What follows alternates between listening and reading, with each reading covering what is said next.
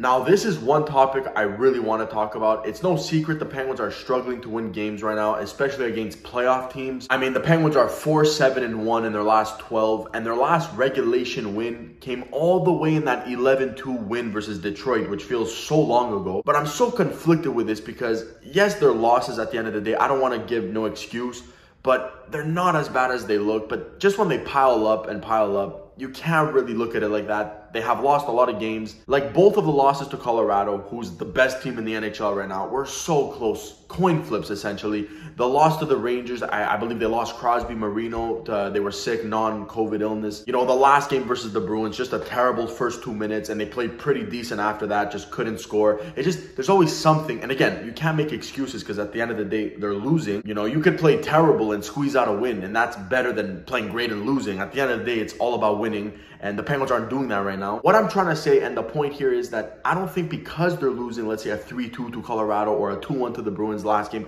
I really don't think it has anything to do with what they're going to do in the playoffs. With the addition of Raquel, the top six is looking really nice. So Gino's going to come back from a suspension.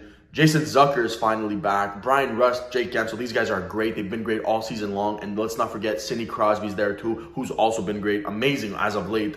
Essentially, outside of those first 10 games where he was quiet, he's been amazing all year long. It's a solid top six, followed with a solid bottom six. Lots of depth in there, right? Brock McGinn just came back from his injury. Teddy Bluger's a great fourth line center. Both those guys are great penalty killers. Jeff Carter, who I disagree with them putting in the top six. You see how bad he is in the top six. I think he's a solid option on the third or even fourth line. And Carter is definitely a guy I'd want on my team in a playoff series. You definitely need a guy like Carter on your team because he's the type of guy that's going to score that late goal to either tie it or give you that lead or that insurance marker. You know, this is the type of guy, right? Because he's got the experience, he's done it before, and he's not terrible. Overall, when this team is healthy, man, they're good. You know, I feel like a lot of people are overreacting on their recent struggles. And that leads me to my next point also because in my opinion, going in hot is overrated. You do not need to go in hot as long as you're in. And right now, as of right now, the Penguins are in. They clinched. So they're going to make the playoffs. Maybe that's a hot take, but I have some evidence to back it up because I used to think you need to be hot, right? I always used to say that. You need the hottest team wins the cup, not the best team, right? But looking at last year, the years before that, the Penguins have gone in the playoffs hot. What happened? Nothing. I mean, just last year was the best example I can give you guys. The Penguins went 13-3-1 to close out the season in their final 17 games. Absolute dominant. I mean, I don't know if you guys remember, but everything was just clicking at that time. It looked like they were going to do something. Goaltending was solid. Defense was not bad. Depth was amazing. They had gotten Jeff Carter, who was scoring every single game, it felt like. Top six was looking nice. They were winning games. They win the division. They get to play the Islanders in the first round. Yes, let's go. You know, the preferable option because they had beaten them 6 out of 8 times in the season series. All those stats, all those streaks, for what? To lose in the first round in 6 games to the Islanders. Jari does that double overtime thing, has a terrible series, right? Like, it doesn't matter. It's all about the playoffs. Now, if you think last year was just a one-time thing or whatever, let's go to their last season that was a full 82-game season. Back in 2019, their last 20 games, they finished 12-4-4. Again, pretty solid. Entering the playoffs, you get swept to the Islanders. Again, I don't care anymore.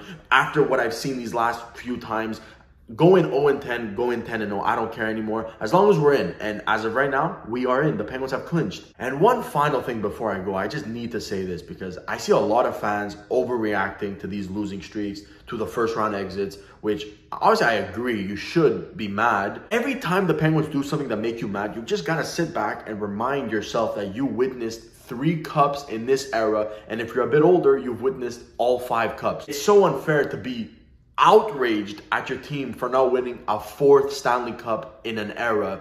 You know, a lot of these teams are out here hoping to just make the playoffs, get out of the first round, and just to win 1 Stanley Cup and their life will be complete. And to me, this is all bonus, right? The fact that they're making the playoffs still, I love it. So I really have no expectation. I don't care if they lose in the first round, second round. I would like them to go far, but I wouldn't be completely angry if they lose in the first round because look what they've given me. Enough memories in just that back-to-back run, 2 years, that some fans get in a whole lifetime. So I'm not going to get angry if they lose in the first round this year. I wasn't angry last year, and I wasn't angry the year before. That being said, it's anybody's cup. The playoffs haven't started yet. The Penguins still have a good chance. Don't let this current losing skid change your opinion heading into the playoffs because playoffs are a complete different animal. Hopefully I've lifted your spirits just a little bit after watching this video. You know, that's what I'm here for.